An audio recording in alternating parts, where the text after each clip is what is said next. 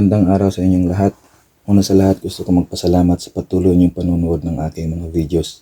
Maraming salamat. Ngayon naman ay papakita ko sa inyo kung paano i-layout itong square to round offset triangulation galing sa elevation view. Meron siyang offset na 2 in 1/4 or 2 and a quarter. Tapos ang diameter niya, yung collar niya may diameter siyang 3 and 1/2 inches. Ito 3 and 1/2 inches. Tapos may height siyang 6 and 1/2.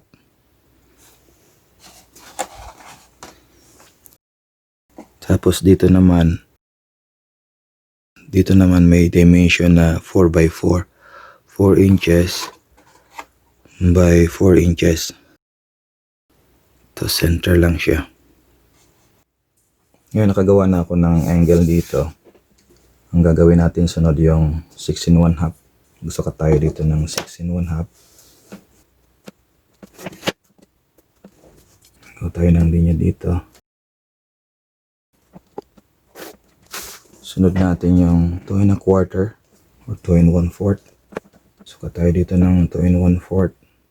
Tapos yung 3 and 1/2 inches na diameter. Tapos yung kalahati niya 1 and 3/4. 2 and a quarter. Tapos 3 and 1/2. Tapos yung gitna niya. Sunod, magsuka tayo dito ng 4 inches. Gawa tayo ng linya dito. Dito rin sa kabila. Ngayon, suka tayo ng 1 inch. Gamitin na ito. Ito, parehas lang natin. Parehas 1 inch lang ang gagawin natin dito. Kaya suka tayo dito ng 1 inch. Tapos dito rin. Kunin lang natin itong distance na to. Slipat natin dito. Scribe natin yan. Dito rin sa kabila. Kunin din natin to. Tapos lipat natin dito. Scribe natin. Tapos guhit tayo ng tangent line. Galing sa point na to. Tapos itong curve na to. Itong dulo na curve. Yan. Itong point na to. Tsaka itong point na ipagdugtong natin. Ito na yung miter line. Tapos ganun din sa kabila. Gawa tayo ng tangent line dito. Sa dulo nito. Tapos itong intersection na to. Yan. Mark natin. Tapos guhit tayo ng line din. Gawa tayo ng arc dito. Kalahati lang ng circle.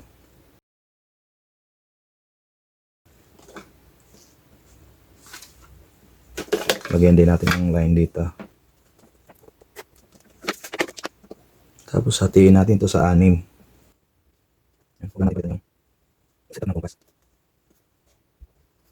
Ngayon gawa tayo ng element lines.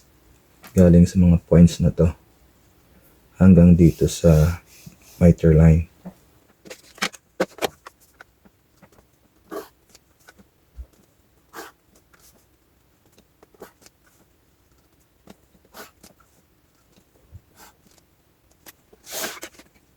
Ito yung elevation view.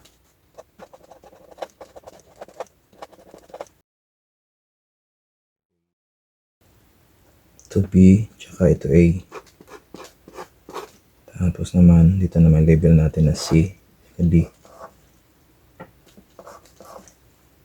Ito, numberan natin itong 1, 2, 3, 4, 5, 6, 7. Parehas lang ito.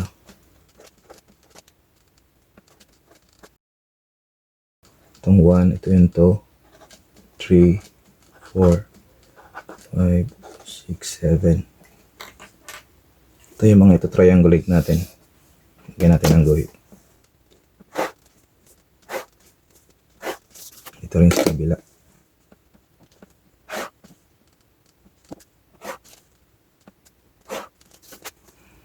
I-highlight muna natin itong ito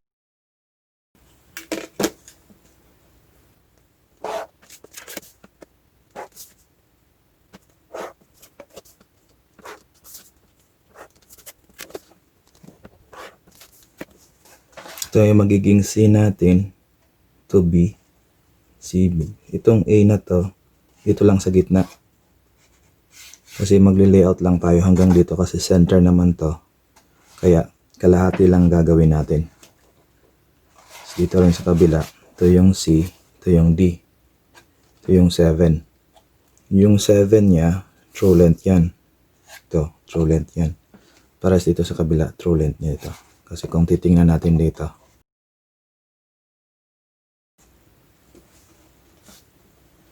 ngayon, kailangan natin ng work line. Yung work line na doon tayo magta-triangulate. Ito yan. Ang work line na gagawin natin, kalahati nito. Kalahati ng 4 inches. Kaya magsusukat tayo ng 2 inches. Galing dito sa center ng bilog hanggang dito. Kaya magsusukat tayo ng 2 inches galing dito sa center hanggang dito sa labas. Yan ang pinaka work line natin. Gagawa tayo ng line dito. Yan ang work line natin. Yan. Ito yung bilog. Tapos ito yung kalahati ng 4 inches. Galing dito sa center hanggang dito yan. Yan. Ayan. Gawa na tayo ng line dito.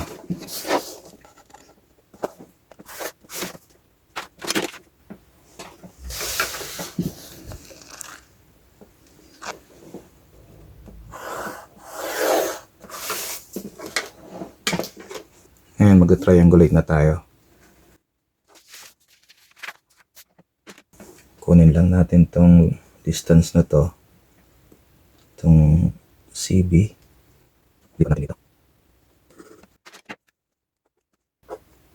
Lagyan natin to ng C. Ito yung B. Isunod natin yung C4. Kunin natin tong distance na C4. Nilipat natin dito.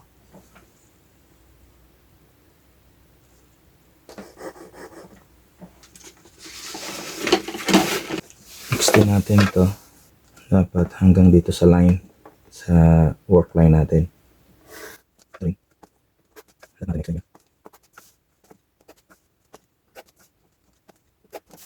Gawin muna natin itong color na to bago natin gawin yung pattern para dito sa offset. Nagawa tayo ng line dito.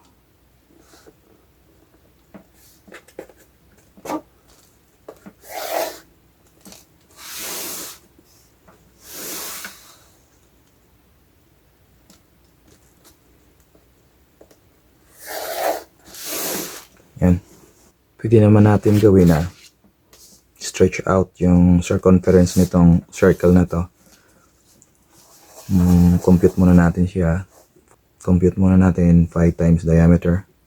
3.14 times 3 and 1/2. 3 and 1/2 yung diameter. Ang answer niya is 10.99. Round off natin 11. Gagawin natin, pwede na rin nating sukatin yung 11. Tapos i-divide natin sa 12. Tapos pwede rin ito, distance na to, itong mga distance na to, ilipat natin dito. Kaya extend natin to.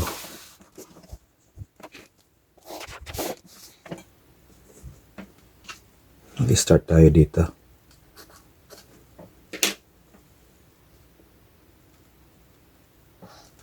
Gawa tayo ng 12.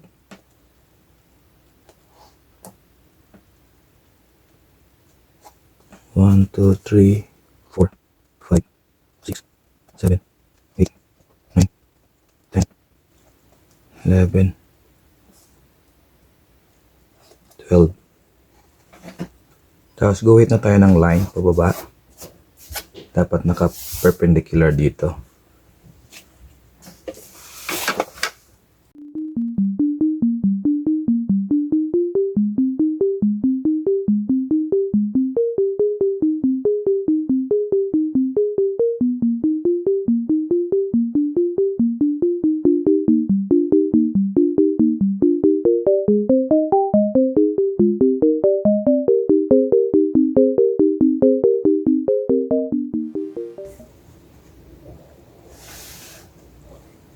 Itong line na to gawin natin seam. Itong line to seam. Yan. Tapos itong D7. Gawin natin itong seam. Kaya kung gagawa tayo ng inside pattern, ibig sabihin ganyan. Ito yung seam natin. Dito natin lalagay ito. Ang susunod natin 3. Pag ganun siya.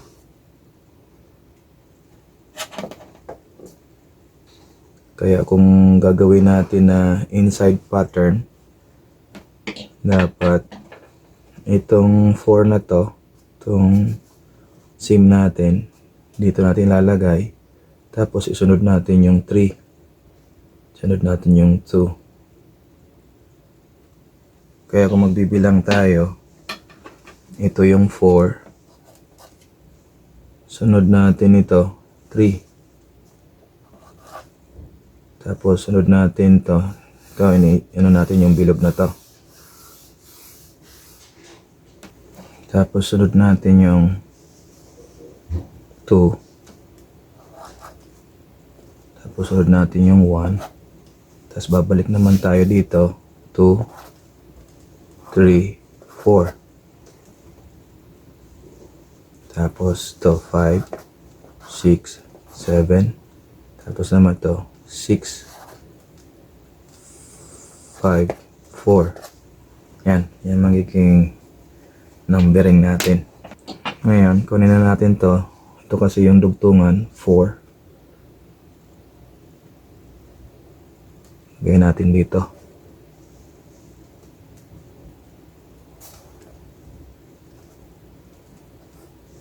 Sabay na natin tong 4 na tong center. Ito yun. Tapos naman dito naman babalik. Dugtungan naman ng 4. Tapos sunod 3. Ito. Sunod natin yung 3. Ganun siya. Tapos kunin natin tong distance na to. Natin dito.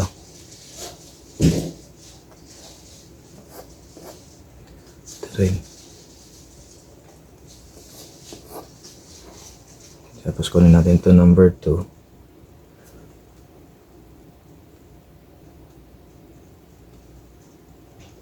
Lipat natin dito.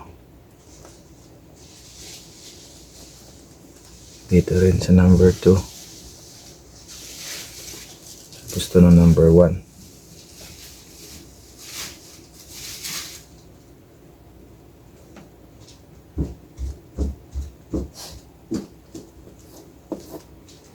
Tapos kunin natin to number 5. Kabilaan kaagad natin kinukuha. 5.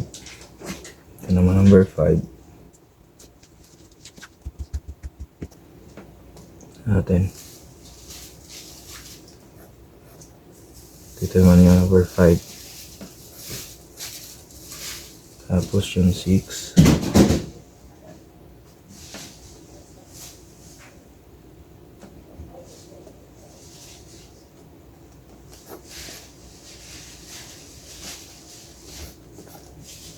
At itong 7. Ito na magiging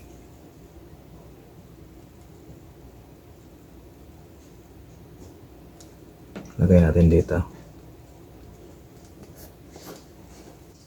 Kaya pag burnake natin yan, may roll natin pag ganun. Itong 4 pupunta dito. Ito naman ang isang 4 pupunta na rin dito. Kaya yung 3 ito sumunod na. Tapos 2. Yan, pag ganun. Kaya magiging inside to. Gawin natin tong center line. Gawin natin inside pattern. Tapos, i-roll natin tong in. Duktong muna natin to.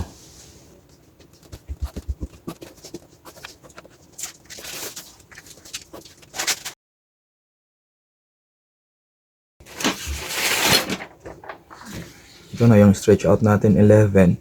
Kung chichikin mo siya, dapat 11 siya. Galing dito. Yan. Galing dito hanggang dito, 11. 11 inches. Yan.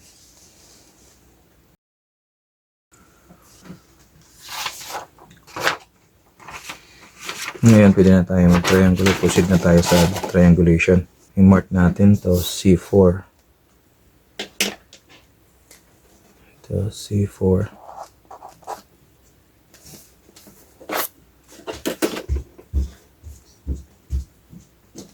Kunin natin tong distance na to. Tapos ito na magiging swing point natin na C. Yan. Sinod natin yung V4. Kunin natin tong distance na V4. Tapos lagay natin dito.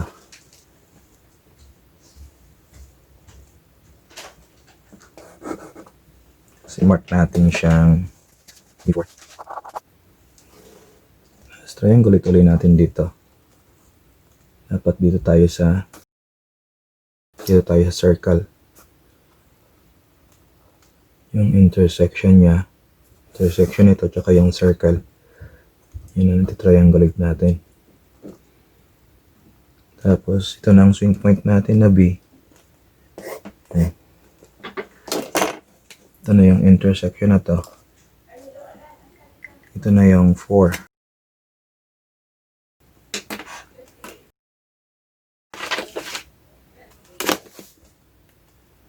Hidugtong muna.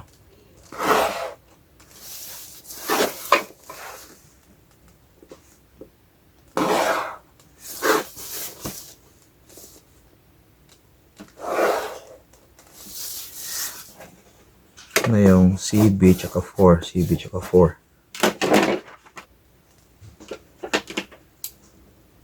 Mag-umpisa tayo dito. 5 to 7. Kunin natin tong C5. Tapos lipat natin dito. Yan. Sa intersection na yan. Tapos i-mark natin tong C5. Triangulate na natin dito sa intersection, circle. Ito na magiging swing point natin.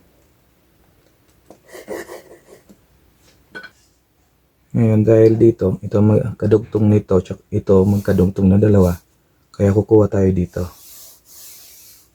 Huwag tayong kumuha dito kasi hindi naman itong kadugtong nito. Kaya kunin natin tong distance na to. Ito magiging swing point natin. Yan. Ito na yung 0.5. Tapos sunod natin yung C6. Tapos dito naman tayo sa intersection na to. I-mark natin na C6. Galing dito sa point na to, triangulate natin dito sa circle yung intersection nila. Yan, ito na magiging swing point natin, C. Tapos kunin natin tong distance na to. Ito na magiging swing point natin, 5. Itong point na to, ito na yung 6. Sunod natin yung 7. Tapos dito rin tayo sa intersection na to.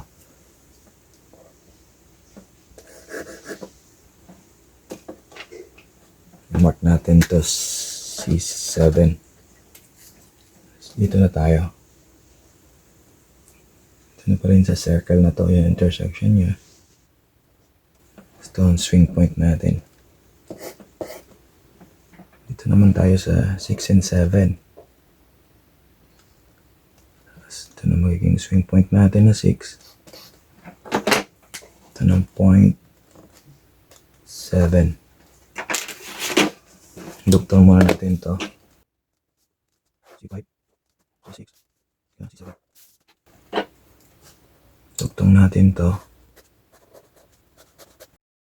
Tapos kunin na natin tong D7.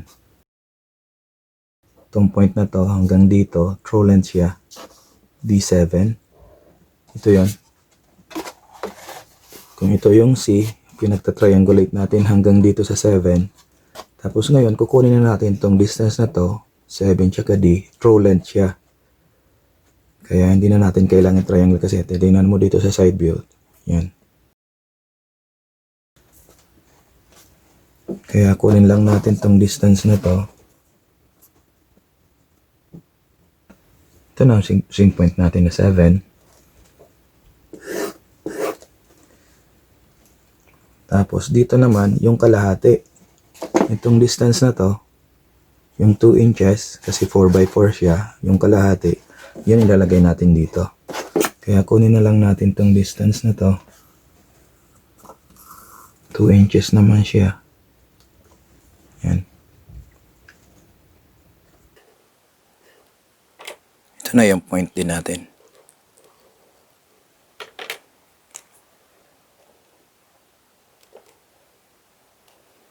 Tapos dugtong na natin to.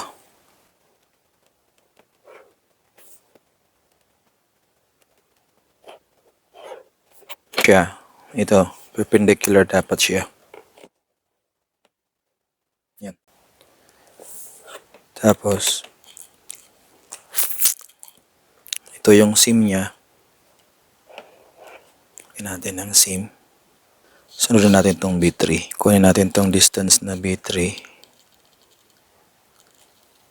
Tsaka ilagay natin dito. Dapat dito siya sa intersection na to. Tsaka yung work line natin. Pwede dito, pwede na rin dito sa kabila. Ito na natin. Para medyo clear. Ito na yung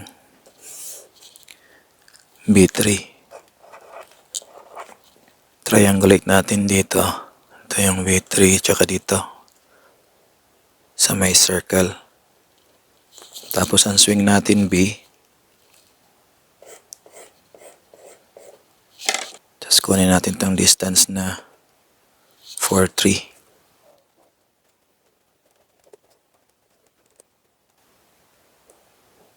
Lipat natin dito.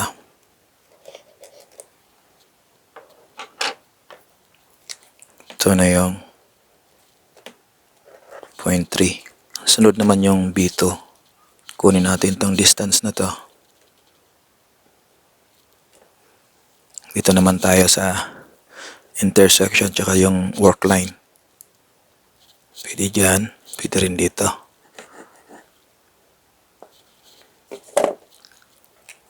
Gawin natin B2 ito. Tapos triangulate natin dito. Yan, dito sa circle. Swing, ito na yung swing point natin.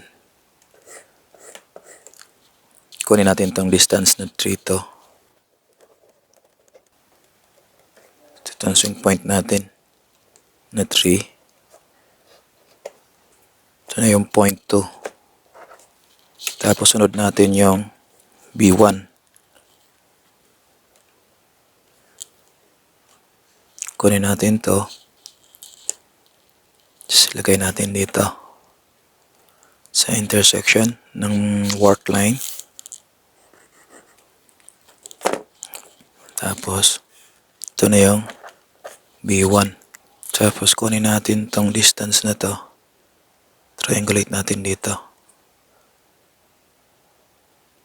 Yan, sa circle. Intersection. Ito na yung swing point natin na B.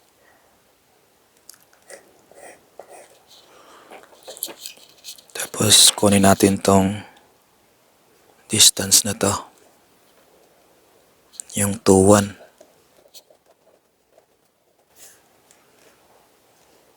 Lipat natin dito.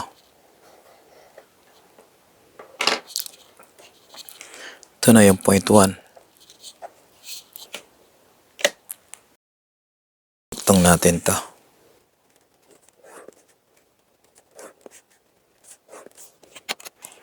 Sunod na natin yung A1. Ayan ang SIM natin. Ito. Lagyan natin to. SIM. Yung SIM na yan, A1 siya. Ito yung A, ito yung 1. Ito naman yung B. Kaya ito, true length yan na A1. True length. Kaya kukunin na lang natin tong distance na to. Kaya kung titingnan mo dyan, yan. Kunin lang natin tong distance na to.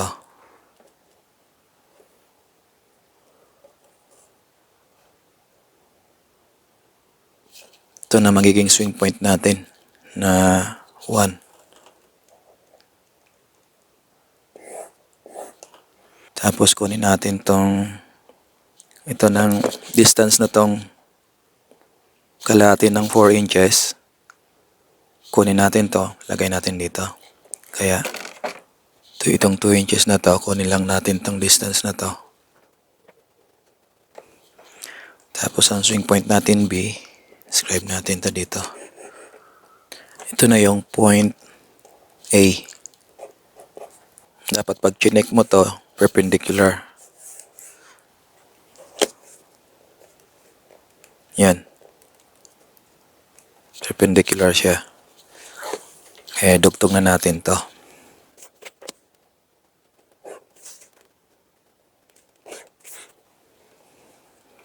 Ito yun. Lagyan natin ng S. Ito, diretso lang natin to.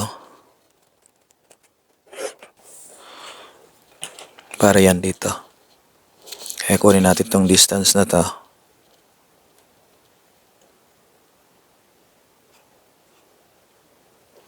Lipat natin dito.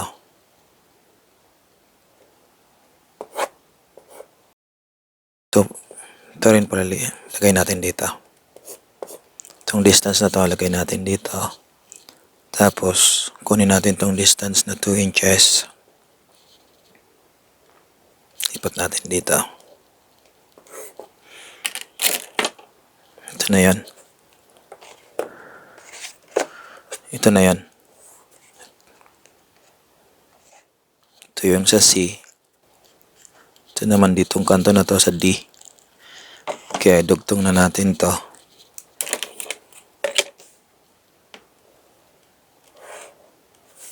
Ito, dugtong natin to. Yung dart natin to. Tapos ito naman, itong portion na to, lipat natin dito. Kunin natin itong B. Kaya natin dito. Itong distance na to, ito na yan. Itong distance na to, ito na yan. Kaya yung intersection natin, itong pinakanto na nito. Kaya lagyan na natin ito na mark. Ngayon, kunin natin itong distance na to. Itong swing point na C. Describe tayo ng arc.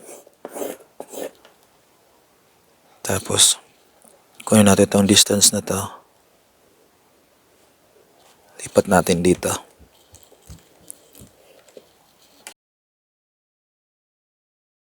Ngayon, dugtong na natin to. So, dugtong natin to. Highlight natin.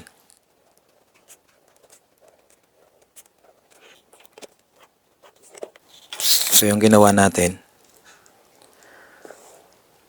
kaya outside natin to. Itong outside. Tapos ito. Lagyan natin natin itong brake na to.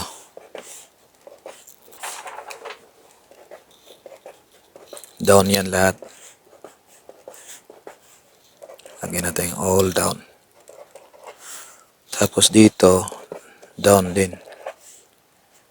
Ito naman, down. Ito, duktong natin to.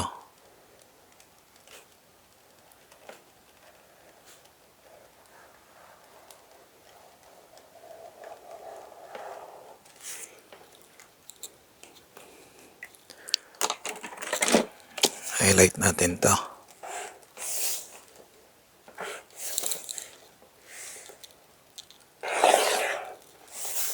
Ito naman, inside pattern. Kaya, i-roll up natin siya. Kanan. Kaya ang SIM niya, nandito ang SIM niya. Nakikita natin. Ito yan. Dito ang SIM natin. Pag ni-roll natin siya, ito ang SIM natin. Kaya, lagyan natin to SIM. Ito SIM. Tapos, ito. Roll up to.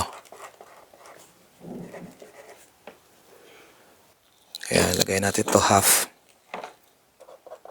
Half outside pattern lang to. Kaya, iti-trace lang natin yung isa nito. Ito lang yan. Itong CB, hanggang dito lang yan. Hanggang dito sa D7. Kaya yung sa kabila nito, iti-trace lang natin. Ang nawawala, ito yon. Ito naman na portion na to. Ito yon. Ang nawawala itong maliit na to. Ito yon. Kaya magsukat lang tayo ng 1 inch. Magsukat lang tayo ng 1 inch. Tsaka itong 4 inches. Kaya gagawa tayo ng line dito.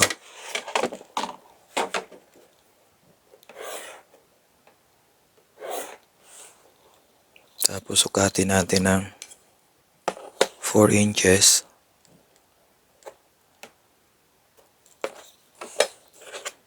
Gawa tayo ng linya dito.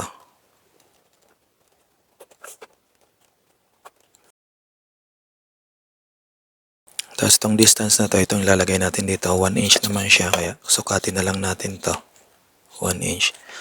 Saka natin gawa ng linya dito.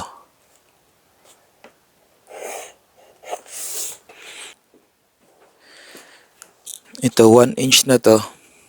1 inch. Ito 4 inches. Itong portion na to, ito na yon.